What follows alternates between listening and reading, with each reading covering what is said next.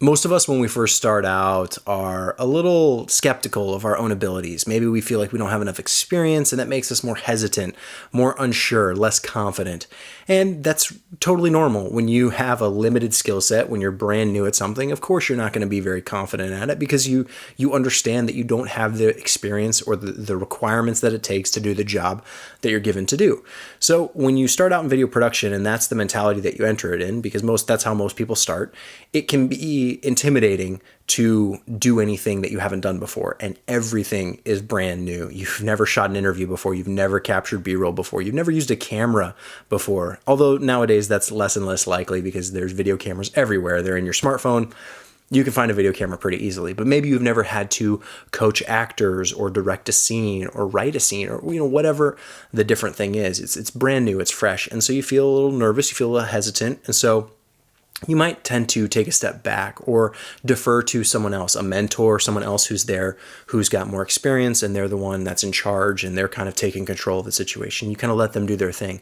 Or you're going into a space and you're just trying to not, ripple any waves, not cause any waves, not ruffle any feathers.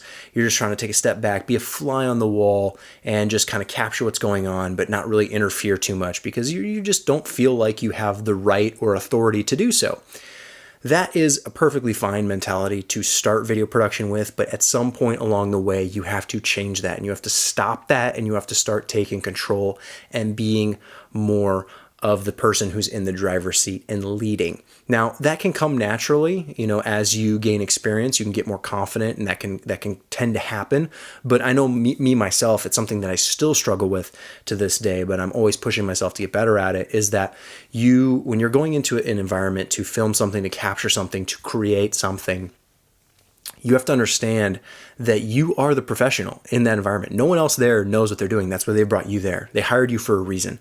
So if you need something that's going to make the project better, or something needs to be different, tweaked, changed, done again, done differently, you have every right to say it because everyone's looking to you like you're the professional. If you're just taking a step back, just doing the fly on the wall thing, they're going to think, oh, everything's great. No problem. I'm just going to do this thing. And you walk away and maybe you got something that's good because maybe you're talented and you're able to kind of go with the flow and you don't have to direct stuff too much. But other times, if you do that, you can miss out on really good opportunities or potentially really great shots, or things that will just make the project better because you weren't as vocal as you needed to be. So there's the shift that needs to happen where you need to become more of a jerk. That's kind of what you think about it like, oh, I'm interfering too much, I'm pushing people too much, I'm being too much of a jerk. Well, that's not it at all. You're doing what you need to do to make the project the best that it can be.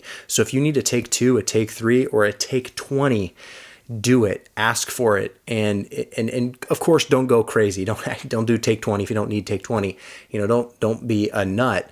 But at the same time, you can ask for those things. You can direct things. You can push people and tell them exactly what you want them to do. If you want someone to say something again, or you want someone to do something again, tell them, ask them, get out there, be vocal, set things up. If something's not naturally happening, I think of the times that I've shot weddings, right? Wedding photos and wedding videos, a lot of it is super staged. Okay, people aren't naturally doing this. They're not posing the way they would. They don't normally hug that way. They don't normally kiss that way.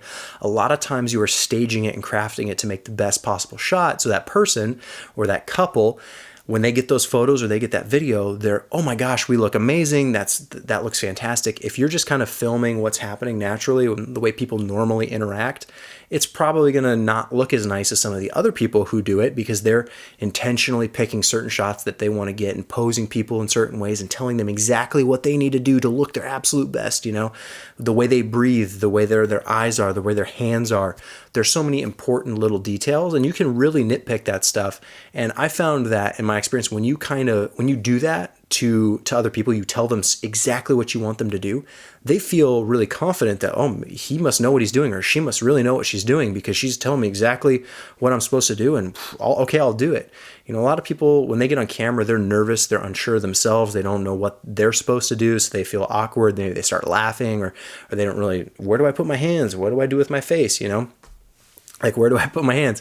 That component of it, when you tell them, like, do exactly this, you're going to look awesome, they can feel really confident that you're actually a professional and you know what you're doing. It can just be hard shifting because a lot of times you spend a lot of time in that early stage where you're stepping back, you're observing, you're just figuring it all out. You've really got to push to get to that phase where you're confident that you know exactly what you're doing. You're telling people, this is what you need to do. I need you to do that again. Say it this way, do it this way, and be nice about it. Someone who's being a part of a project, they're obviously offering up their time and their energy to be a part of it. So don't treat them with, disrespectfully. Respect everyone's time. Respect, if you're running a really long day, maybe be sensitive to the time requirements of the shoot. But at the same time, step outside of your box a little bit and be a little bit more vocal, be a little bit more assertive, and tell people what you want them to do. Take control of the situation so that you can make the project the best that it can be. So when people look at that video at the end of the day, because they're not going to remember. That's the thing. The shoot day is such a blur. It can go by so fast that what actually is set in stone is that final product, the final video that gets published, that gets put on a DVD if you're still doing that, or you put it on a Blu-ray, or you upload it to Dropbox and you send it to people, or you put it on YouTube or Vimeo, wherever it goes, or it goes in a movie theater maybe, right? Whatever it is, that's what people see. That's what they remember. And they want to look their best. They want the video or the movie or the short film or the documentary to be its best. So you can help craft it and push it to wherever it needs to be. And sometimes that's a subjective thing. Maybe it's just your opinion, whatever you think looks the best or sounds the best. But that's a lot better than just hoping something good happens. It can happen. Things naturally do occur that are really nice to look at, or they sound really good, or they work really well in the context of the piece. But oftentimes you have to do a little bit more pushing. You have to do a little bit more work, and it's hard to make that shift. But once you do it, you'll start to see that your projects go better. People have more confidence in you and your capabilities, and ultimately the videos just look better at the end. So take control of the situation, make it what it needs to be, and that'll be the best for everyone.